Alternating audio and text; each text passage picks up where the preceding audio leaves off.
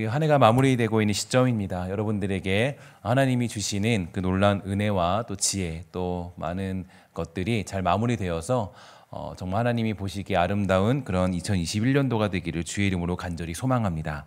여러분, 그리스도를 믿는 것이 여러분에게 힘이 되고 있습니까?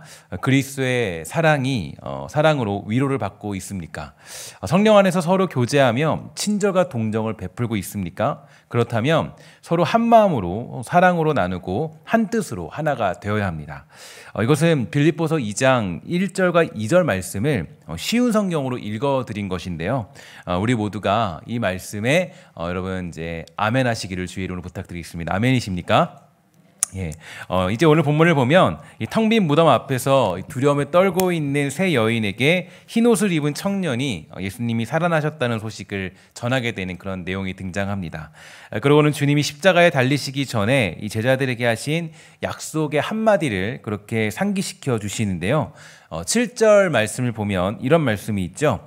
가서 그의 제자들과 베드로에게 이르기를 예수께서 너희보다 먼저 갈릴리로 가시나니 전에 너희에게 말씀하신 대로 너희가 거기서 배우리라 하라 하는지라, 이렇게 되어 있고요. 마태복음 28장 10절도 보면 이에 예수께서 이르시되 무서워하지 말라, 가서 내 형제들에게 갈릴리로 가라 하라, 거기서 나를 보리라 하시니라, 이렇게 되어 있고, 또 마태복음 26장 31절부터 32절에 보면 그때 예수께서 제자들에게 이르시되 오늘 밤에 너희가 다 나를 버리리라, 기록된 바 내가 목자를 치리니 양의 떼가 흩어지리라 하였느니라. 그러나 내가 살아난 후에 너희보다 먼저 갈릴리로 가겠다, 이렇게 예수님의 그런 메시지가 등장하고 있습니다. 그런데 문제는 이 제자들이 예수님보다 먼저 갈릴리에 도착해 있었다는 사실이죠. 부활하신 예수님은 엠마오 도상뿐만 아니라 이 마가의 집에도 2번이나 나타나셨습니다. 그만큼 시간적인 여유가 있었는데 그럼에도 불구하고 왜 예수님은 갈릴리에 먼저 가 있겠다는 약속을 지키지 않은 걸까요? 이에 대해 여러 가지 이유와 해석들이 담겨져 있는데요. 가장 합당한 해석을 보면 이 마태복음 2장 17절부터 23절을 보면 이 내용에 대해서 조금 가늠해 볼 수가 있게 됩니다. 이에 선지자 예레미야를 통하여 말씀하신 바 라마에서 슬퍼하며 크게 통곡하는 소리가 들리니 라헬이 그 자식을 위하여 애곡하는 것이라. 그가 자식이 없으므로 위로받기를 거절하였도다 함이 이루어졌느니라. 헤롯이 죽은 후에 주의 사자가 애굽에서 요셉에게 현몽하여 이르되 일어나 아기와 그의 어머니를 데리고 이스라엘 땅으로 가라. 아기의 목숨을 찾던 자들이 죽었느니라 하시니 요셉이 일어나 아기와 그의 어머니를 데리고 이스라엘 땅으로 들어가니라. 그러나 아켈라오가 그의 아버지 헤롯을 이어 유대의 임금됨을 듣고 그리고 가기를 무서워하더니 꿈에 지시하심을 받아 그 갈릴리 지방으로 떠나가 나사렛이라는 동네에 가서 사니 이는 선지자로 하신 말씀에 나사렛 사람이라 칭하리라 하심을 이루려 함이라, 이렇게 되어 있습니다. 근데 여기 원문을 보면요, 2장 23절에 기록된 이 선지자를 이 복수형으로 썼는데 이는 곧 여러 선지자가 동일하게 이 예언을 했다는 것을 의미해주고 있습니다. 그리고 선지자들이 말한 나사렛이 바로 어디 있냐면 이 갈릴리 안에 있어요. 갈릴리 안에 있으니까 가난과 멸시, 또 아픔과 저주, 또 흑암과 사망의 땅을 상징하는 갈릴리, 그러니까 그 중에서도 가장 험하고 천대받던 나사렛에서 예수님은 자라나신 것입니다. 그러니까 예수님이 제자들에게 내가 먼저 갈릴리로 가겠다, 이 얘기는 어떤 그런 이 시간적인 의미라기보다는 내가 먼저 고난을 당할 것이다, 내가 먼저 죽을 것이다라는 의미로 해석하는 것이 옳습니다. 그래서 예수님은 그 약속대로 제자들보다 먼저 십자가에서 죽임을 당하셨고요. 그리고 부활하신 뒤에 갈릴리에 도착해 있던 이 제자들을 찾아오게 되죠. 그 중에서도 제일 먼저 누굴 찾아왔냐면 이 베드로를 찾아오셔서 이 새벽 내내 이 물고기 한 마리 잡지 못한 그에게 이제 아침을 먹여주시죠. 그렇게 그를 다시 회복시키시고 그에게 새로운 사명을 주셨습니다. 특히 이 갈릴리는요, 예수님과 제자들에게 굉장히 의미가 깊은 곳이라고 우리는 알고 있는데 일단은 이 고기 잡는 어부를 불러다가 이 사람을 낚는 어부가 되게 하리라고 약속하시고 제자를 삼은 곳이 갈릴리였습니다. 이 갈릴리는 예수님과 이 제자들의 첫사랑의 시작이고 이 첫 소명이 시작되는 그러한 장소였죠. 하나님의 나라가 열리기 시작한 이 비전의 장소가 바로 갈릴리였습니다. 그런데 예수님께서 십자가에서 죽으신 후에 이제 제자들은 다시 이 목구멍에 풀칠하기 위해서 이 갈릴리로 돌아가게 되었는데 예수님과 이 사랑 주신 예수님의 사랑 주신 소명과 비전을 잃어버린 채 이 상실한 마음을 가지고 그들은 갈릴리로 돌아가게 된 것입니다. 물론 이 예수님은 제자들과 약속하셨어요. 마가복음 14장 27절과 28절에 보면 이렇게 되어 있죠. 예수께서 제자들에게 이르시되 너희가 다 나를 버리리라. 이는 기록된 바 내가 목자를 치리니 양들을 흩어지리라 하였느니라. 그러나 내가 살아난 후에 너희보다 먼저 갈릴리로 가겠다. 이렇게 되어 있는데요. 분명히 제자들에게 갈릴리로 돌아오겠다라고 약속하셨지만 이 제자들은 그 약속을 조금도 기억하지 못했고 또 그저 모든 것을 포기하고 상실한 채로 그저 살기 위해 갈릴리로 돌아오게 된 것입니다. 이 상실감 속에서 그들은 주님을 만날 수밖에 없었는데요. 그러면 예수님은 왜, 무슨 이유 때문에, 어떤 이유로 이 제자들에게 갈릴리에서 함께 만나자, 다시 만나자라고 약속하신 걸까요? 이게 굉장히 중요한 내용인데 이 내용을 여러분들과 제가 깨닫게 된다면 이제 하나님의 일하심, 주님이 어떻게 우리를 부르셨는지를 알 수가 있게 되죠. 이미 이 주님은 제자들이 실패하고 상실한 마음을 가지고 그곳으로 돌아오게 될 것을 아셨던 바로 주님이십니다. 그러니까 그들의 실패와 배신과 상실감 그리고 그 모든 문제를 다 아셨기 때문에 예수님은 이 갈릴리에서 제자들을 만나자 이렇게 말씀하신 거예요. 그러니까 예수님은 제자들을 만나셔서 그들을 정죄하지 않으셨고요. 회복시켜 주시죠. 그리고 그들의 속상한 마음을 만져주셨고 위로하시고 다시 새로운 사명과 비전과 하나님 나라의 소망을 허락해 주셨습니다. 바로 이게 예수님이 갈릴리라는 지역에서 그들을 만나게 된 가장 큰 이유가 됩니다. 이런 걸 볼 때 예수님은 우리의 실패와 문제를 너무나 잘 아시는 분이라는 것을 우리가 알 수가 있는데요. 주님은 우리가 완벽하기 때문에 사랑한 것이 아니고 가지고 있기 때문에 우리를 사랑하지 않는 분이십니다. 사랑할 만한 조건이 있기 때문에 사랑한 것이 아니라 이 모든 실패와 연약함과 이 문제가 있어도 사랑하시는 이 무조건적인 사랑이 바로 예수님의 사랑이라는 것을 우리는 확인할 수가 있게 되는 거죠. 그래서 이 바울 사도가 우리에게 잘 알려주는 내용이 있습니다. 의인을 위하여 죽는 자가 쉽지 않고 선인을 위하여 용감히 죽는 자가 혹 있거니와 우리가 아직 죄인 되었을 때 그리스도께서 우리를 위하여 죽으심으로 하나님께서 우리에 대한 자기의 사랑을 확증하셨느니라. 아멘. 이게 바로 예수님의 사랑이에요. 예수님의 사랑은 의인을 위하여 죽는 사랑이 아니라 죄인을 위하여 이 땅에 오신 사랑입니다. 이게 굉장히 중요한 메시지인데 예수님이 이 땅에 오셨을 때 의인을 위하여 혹 죽는 자가 좀 있어요. 의인 때문에 죽는 자가 혹 있는데 그런데 죄인을 위하여 죽는 자는 없어요. 없는데 그 일을 누가 감당하셨냐면 예수님이 이 땅에 오셔서 죄인을 사랑하기 위해 이 땅에 찾아오신 거예요. 이게 되게 중요한 메시지죠. 그러면서 우리에 대한 자기의 사랑을 확증하신 분이 예수님이십니다. 그래서 예수님께서 먼저 고난받으신 이유가 뭐냐라고 한다면 우리들이 괜찮은 사람이기 때문은 절대로 아니라는 거예요. 갈릴리에서 보자고 약속하신 이유도 이 믿음을 지켜낸 얼굴로 굳건히 정말 잘 의연한 모습으로 만나자 이 얘기도 절대로 아니라는 거예요. 갈릴리에서 만나자고 하신 이유는 그들이 실패할 것을 아셨고 배신할 것도 아셨고 좌절하고 실망하고 있을 모습도 아셨기 때문에 이 갈릴리에서 보자고 하신 거예요. 되게 중요한 메시지죠. 그러니까 우리가 이 주님께서 우리에게 너 굳건히 잘 이겨내서 마치 그거 있잖아요. 마치 독립투사들 같은 경우가 우리 잘 이게 성공해서 다음에 저희 가서 만나자 이런 거 있잖아요. 근데 사실 그런 게 아니에요. 아니라 예수님이 갈릴리에서 보자라고 했을 때는 이 얘기예요. 너가 실패할 거 알고 너가 배신할 거 알고 너가 정말 그렇게 나를 향해서 그렇게 저주할 것도 알고 다 알고 있어. 그러나 우리 너 나랑 그래도 갈릴리에서 만나자. 내가 너 실패할 모습도 알고 있으니까 그래 만나자라는 거예요.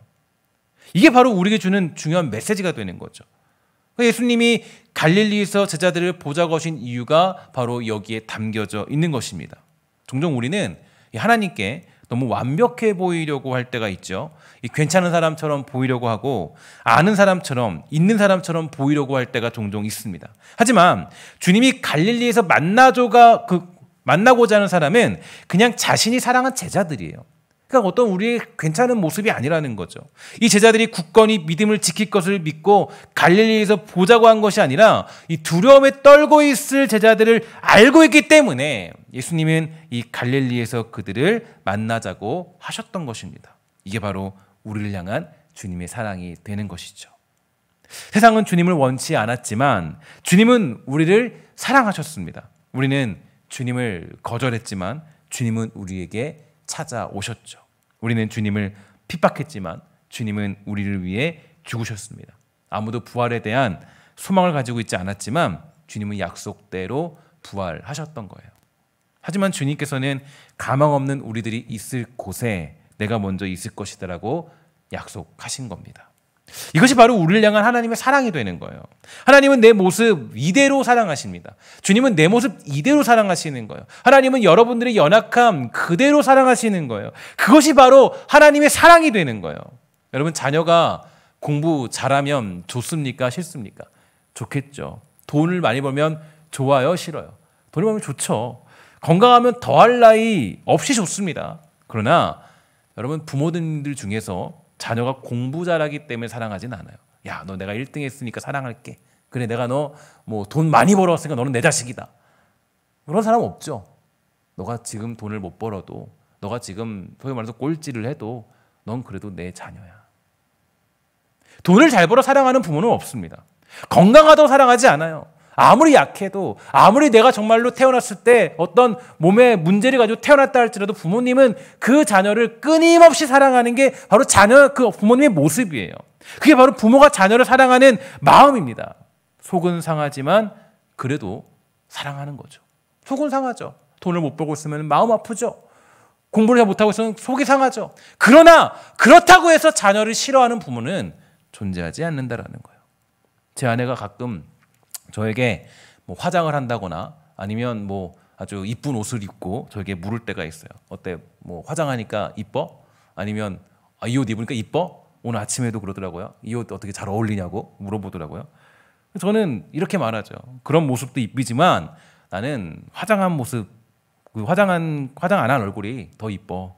이렇게 얘기할 수 있는데 이게 또 좋은 말인지 나쁜 말인지 모르겠어요. 여자의 마음은 알 수가 없으니까. 어쨌든 간에 뭐 센스 있게 얘기한다고 했는데 잘 안 되더라고요. 전 아내가 화장을 하든 안 하든 제 눈에는 이쁩니다. 그러나 솔직히 말하면 저는 그냥 화장 안 한 모습도 이뻐요. 가끔 우리는 근데 어떻게 하냐면 주님께 그 화장한 모습을 보여드리려고 노력할 때가 있어요.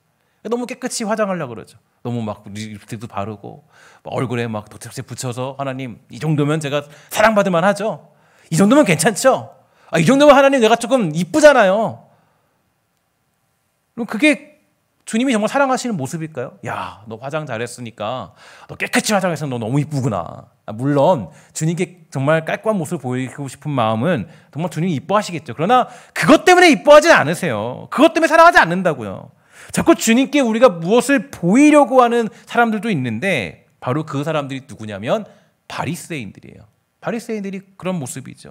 그들은 주님께 화장하는 것을 즐겨했습니다.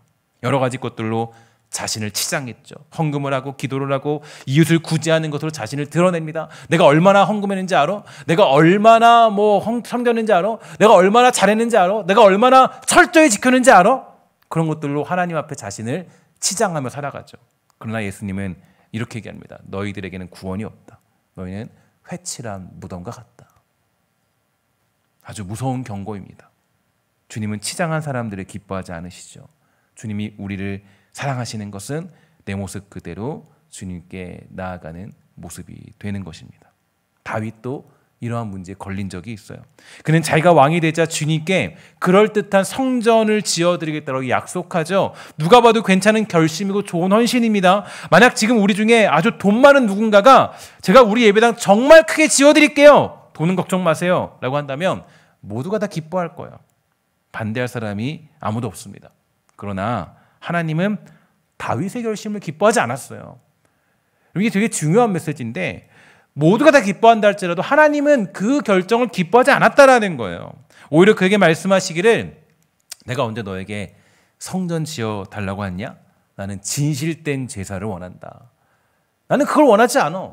내가 원하는 거는 너에게 진실된 마음이야. 너의 그 진실된 마음을 원하는 거야. 너의 그 마음을 원하는 것이지 내가 그 예배를 받기 원하지 내가 원하는 거는 성전 받는 게 아니다. 치장하지 말고 화장하지 말라는 거예요. 그것으로는 주님을 만날 수도 없고 볼 수도 없습니다. 내 모습 그대로 주님께 나아갈 때 내 연약함을 고백하고 내 문제를 가지고 나아갈 때 우리는 주님을 만날 수가 있게 되는 것이죠. 예수님은 우리에게 말씀하셨습니다. 뭐라고 그랬습니까? 우리 한번 다 같이 읽도록 할까요? 시작. 심령이 가난한 자는 복이 있나니 천국이 그들의 것이며 애통하는 자는 복이 있나니 천국에 그들이 것이며. 아멘. 뭐라고 그럽니까? 심령이 가난한 자는 복이 있대요. 그리고 애통하는 자는 복이 있대요. 심령이 가난한 사람, 애통하는 사람은 천국을 본다라고 그렇게 우리에게 약속해 주셨습니다. 여러분, 이게 세상적인 논리로 가능한 건가요? 오히려 뭐라 그래요? 뭐 소망이 있는 사람은 복이 있다. 뭐 돈을 많이 번 사람은 뭐 복이 있다. 그러면 그들은 천국 볼 것이다. 뭐 공부 잘하는 사람은 뭐 너희들 복이 있다. 뭐 천국을 볼 것이다. 아니라는 거예요. 그게 아니라는 거예요. 뭐라 그러냐면은 심령이 가난한 너희들 그리고 또 애통하는 너희들이 천국을 볼 것이다라고 얘기해요. 주님 앞에 우리가 나아갈 때 심령이 가난한 마음으로 나아가는 거예요. 풍성한 마음이 아니라 하나님 주님 나는 괜찮아요. 나 이 정도면 괜찮아요. 이게 아니라 내 연약한 모습 그대로 숨기지 말고 숨김없이 주님께 나아갈 때 그때 그들에게 천국의 그 놀라운 축복이 임하게 된다는 거예요. 그러니까 주님께 우리가 예수 믿으면서 보통 우리가 어떤 단계를 뛰어넘지 못하는 이유가 어디 있냐면 자기 실패를 인정하지 못하는 사람들이 하나님과 이 깊은 교제를 나눌 수 없어요. 여러분 예를 들어서 이 인간관계도 그렇잖아요. 이 관계도 인간관계도 이 많은 관계 속에서도 부부관계가 여러분 되게 좋은 게 뭐가 있어요? 내 실패 다 알죠. 남편은 아내는 다 알잖아요. 그러고 사랑하는 거잖아요. 그러니까 여러분 이게 정말 진짜 관계인 거예요. 그런데 나는 뭐 깨끗하고 깔끔하고 이 모습이 아니라고요. 주님께 자기 실패와 문제를 고백하는 그 사람이 주님을 만나게 되는 것입니다. 주님은 성공의 자리에 앞서 계시지 않고 실패의 자리에 연약함의 자리에 계시는 분이시죠. 실패와 연약함이 있어야 우리의 본 모습으로 우리 주님을 만날 수 있기 때문입니다. 제가 예전에 한번 말씀드렸죠. 제가 맨 처음에 신성교회 부임했을 때 그때 이제 1년 지나고 그 다음 연도에 일본으로 단기 선교를 간 적이 있습니다. 여러분 기억하시는 분이 계실지 모르겠어요. 제가 이제 일본으로 이제 후쿠오카로 가게 됐는데요. 그때 한 10일 정도 같이 청년들 가게 됐습니다. 근데 그때 너무 깜짝 놀랄 기억이 있어요. 그때 뭐냐면 일본으로 선교 갔는데 약 한 20명 정도의 인원이 함께 갔는데 그때 신기한 일이 벌어졌어요. 어떤 일이 벌어졌냐면 아침에 이 새벽 그때 이제 나름대로 그때 막 이렇게 나름대로 이게 뭐가 있었으면 열정이 있었으니까 이 선교 갔음에도 불구하고 무조건 새벽 4시 반에 일어나서 함께 이 새벽 기도를 했습니다. 우리끼리 새벽 기도 했는데 이 새벽 기도를 할 때마다 이상하게 이 한 20명 정도 앉아 있는데요. 이상하게 거기에 새로운 청년들이 있는 거예요. 함께 예배를 드는 새로운 청년들이. 왜 그런가 보니까 거기 누가 있냐면 이 화장을 지운 그 자매들이 막 이렇게 막 앉아 있는 거예요. 너 누구니? 그래서 누군가 그러니까 새로운 사람인 줄 알았더니 하나님이 새로운 천사를 보내준다 그랬더니 새로운 사람인 줄 알았더니 어저께 그 분명히 걔가 있었는데 걔는 없어지고 새로운 사람이 온 거죠. 근데 보면서 내가 이렇게 뭐냐면 그때 알았습니다. 뭐냐면 이 화장을 지운 자매들을 봐야 정말 사역을 하는 거구나. 그 전에는 진짜 사역이 아니에요. 그러니까 이게 청년 사역을 하다 보니까 또 이제 제가 이제 우리 권사님들의 그 화장 안 하는 얼굴을 보기엔 좀 어렵지만 그죠? 근데 이제 어쨌든 청년들 사역하다 보니까 예전에 하다 보니까 그러더라고요. 그러니까 이 화장을 지운 얼굴을 봐야 진짜 청년 사역할 수 있는구나. 그러더라고요, 정말.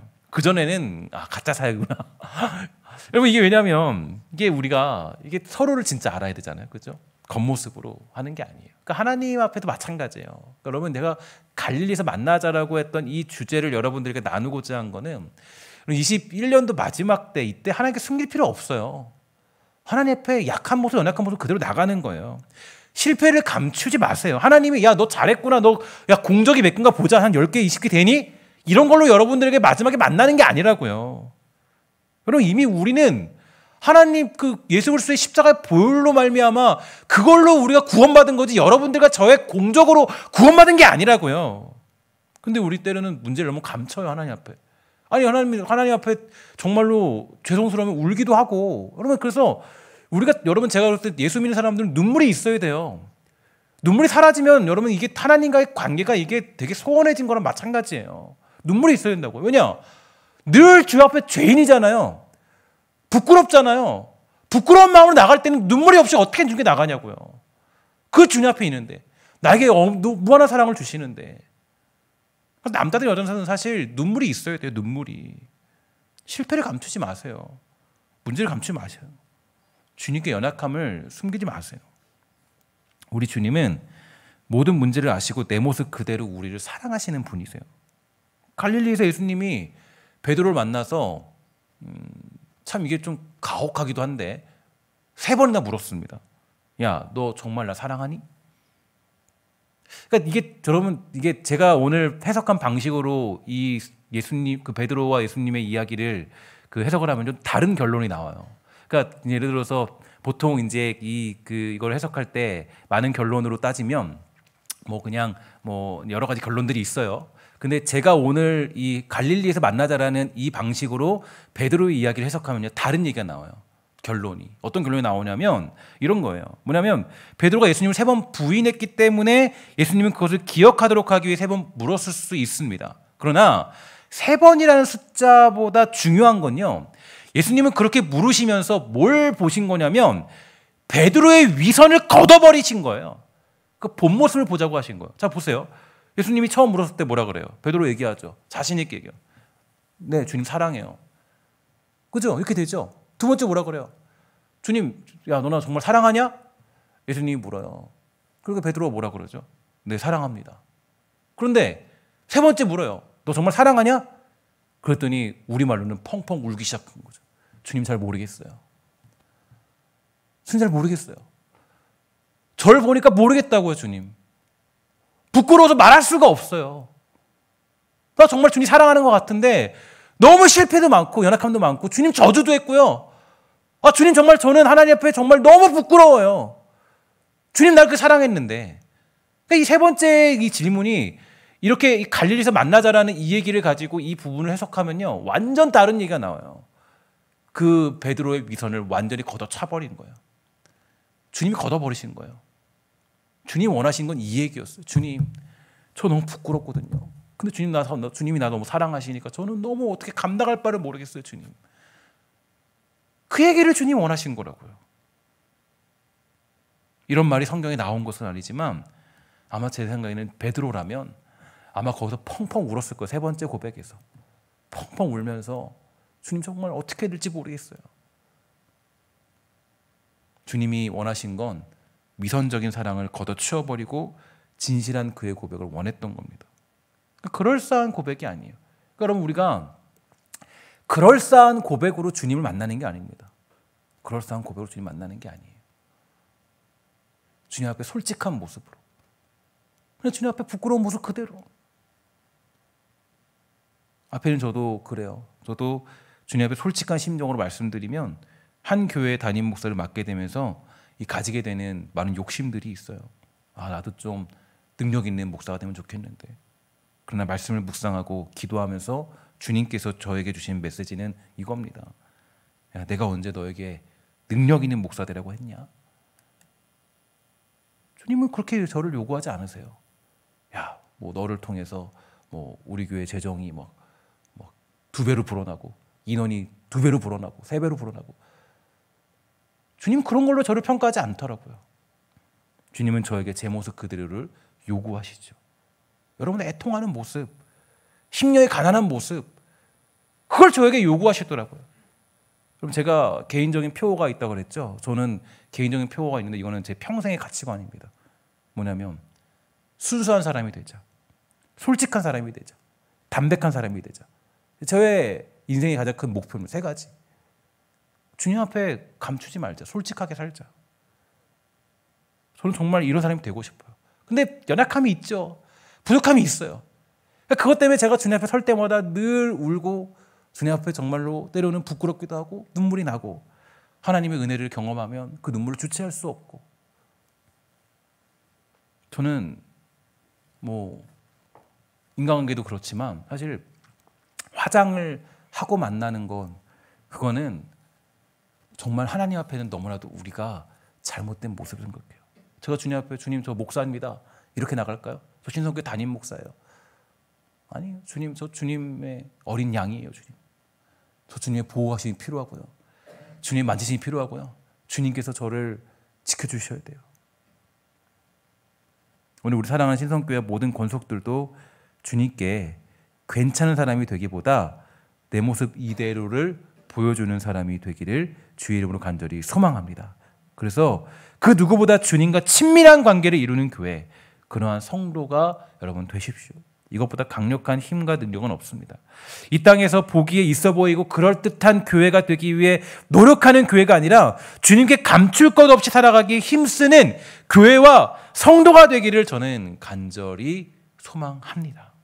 특히 요즘 코로나 시대를 지나가면서 이 어떤 성도들, 몇몇의 성도들을 만나보면요, 그 성도들이 그렇게 얘기해요. 그동안은 치장했던 자기 신앙이 다 발가벗겨지고 있다는 거예요. 그동안은 괜찮은 신앙인 줄 알았다는 거예요, 자기가. 그런데 코로나 전에는 나름대로 주일에도 예배 드리고 이런저런 일도 많이 했는데 이 코로나라는 직격탄이 자기 신앙의 나약함과 문제들을 적나라하게 드러나게 만들어서 깜짝 놀랐다라는 거예요. 최근에 어떤 신방을 하는데 이렇게 얘기해요. 코로나 처음에는 온라인으로 예배하는 기쁨이 있었는데 최근에는 그런 열정도 사라진 것 같아요. 속상해요. 여러분, 이게 사실 누군가의 고백이 아니라 여러분과 저희들의 고백이죠. 우리 모두가 다 그렇잖아요. 다 그런 상황들을 경험해요. 그런데 우리 주님이 우리에게 말씀하시는 거예요. 야, 너 다 이겨낸 마음으로 모습으로 나랑 만나자. 아니에요. 그게 아니에요. 여러분, 하나님이 여러분을 만나자고 했던 거는 갈릴리에서 만나고자 했던 것은, 야, 너 실패할 거 다 알아. 너 이 코로나 시대 보내면서 네가 정말 때로는 예배도 안 드리고 예배도 대충 드렸던 거 다 알아. 내가 다 알고 있어. 내가 모를 거 같니? 다 알아. 다 알아. 걱정하지 말고 다시 나한테 와라. 갈릴리에서 다시 만나자. 내가 다 알아. 그래서 예수님은 제자들에게 갈릴리에서 만나자고 하신 겁니다. 21년도에 얼마나 부족한 모습이 많이 있었습니까? 부끄러운 모습도 정말 많았습니다. 그러나 우리 하나님은 그 부족하고 연약한 모습을 다 아시는 하나님이세요. 22년도에도 우리가 부족하고 연약한 부분이 있습니다. 때로는 너무나 부끄러운 모습이 있을 것입니다. 그러나 그런 여러분에게 우리 주님이 말씀하시죠. 사랑하는 누구누구야, 우리 갈릴리에서 다시 보자. 갈릴리에서 보자. 우리 주님은 자기 뜻을 스스로 다 이루시는 분이시고 우리에게 갈릴리에서 만나고자 하시는 분이세요. 그러니까 우리가 물론 주님 앞에 열심히 살아야 되는 건 맞는데 우리가 할 일은 주님께 나의 연약함과 문제들을 숨김없이 내놓고 또 주님을 만나는 것이에요. 위선적이지 않게 솔직하게 주님께 엎드리는 것, 이게 바로 우리가 해야 될 유일한 길입니다. 우리 주님은 합력하여 자기 일을 이루시는 분이세요. 이 얘기는 어떤 얘기예요? 제가 이 합력하여 하나님이 일하신다는 뜻에 대해서 설명해 드렸죠. 그거는 곧 스스로 계신 하나님을 증명하는 것입니다. 그러니까 여러분들과 제가 잘해서 하나님의 일이 이루어지는 게 아니라는 거예요. 내가 성격이 좋고 내가 마음이 좋고 내가 잘 헌신했기 때문에 내가 잘 노력했기 때문에 하나님의 뜻이 이루어지는 게 아니라는 거예요. 합력하여 이루신다는 것은 야, 내가 너 못난 점도 알아. 내가 너의 부족함도 알아. 우리의 문제도 알아. 교회의 어떤 문제들도 알아. 다 알아. 그러나 내가 그 모든 걸 다 합력해서 하나님의 뜻을 이루시겠다라는 거예요. 그게 하나님의 뜻이라고요. 근데 우리는 하나님께 조금 더 있어 보이고 괜찮아 보이고 그럴듯해 보이고 나는 소망이 있는 척, 나는 뭐 주님 사랑하는 척. 주님 뭐라 그래요? 야, 너 나 정말 사랑하니? 너 정말 나 사랑해? 정말로 나 사랑하니? 다시 한번 생각해봐. 정말 나 사랑했니? 주님 원하시는 건, 주님 제가 정말 주님 앞에 너무 부끄럽게 살았네요. 주님 나 이렇게 사랑하시는데, 바로 그 고백으로 주께 나아가는 것, 그게 바로 갈릴리에서 만나자는 의미가 여기에 담겨져 있는 것입니다. 오늘 우리 주님이 여러분에게 갈릴리에서 만나자라고 약속하십니다. 여러분 21년도에 부끄러운 모습들이 있었죠. 주님 앞에 너무나도 부족하고 연약한 모습들. 주님은 나를 위해 십자가 주시고 주님은 나를 위해 모든 것 다 주셨는데 우리는 투덜투덜 불평, 원망, 우리는 이런저런 다른 일들. 제가 오늘인가요? 메신저가 우리 그걸 보니까 생각보다 많은 사람들이 우리 주님의 사랑을 경험하고자 하는 분들이 많이 있더라고요. 정말 주 앞에서 예수님이 나를 위해 죽으시고 부활하시고 또 주님의 그 놀라운 사랑, 그 구원의 사랑, 그 많은 사랑을 깨닫기 원하는 분들, 또 그런 정말 많이 있더라고요. 그런 분들이. 그리고 그렇게 고백하는 분들이 정말 많이 있었어요. 정말 예수님의 그 사랑을 성탄절을 맞이해서 예수님께서 이 땅에 찾아오셨습니다. 그 구원의 놀라운 사랑이 우리를 휘감습니다. 고백하는 사람이 많이 있더라고요. 너무 감사하더라고요. 그런데 오늘 이 시간 이제 26일, 이제 오늘이 마지막 주일이잖아요. 이 마지막 주일을 맞이하는 우리에게 우리 주님이 말씀하시는 것은 그거 같아요. 너가 날 사랑하는 건 잘 안다. 그러나 너가 그것으로 나에게 있는 척, 괜찮은 척 할 필요 없다. 사랑한다라는 건 네 연약함도 내가 다 안는 거야. 너의 그 모든 부족한 모습도 다 가지고 나와. 하나님이 거기에서 은혜와 사랑을 베풀어 주시고 위로와 능력을 베풀어 주시는 것입니다.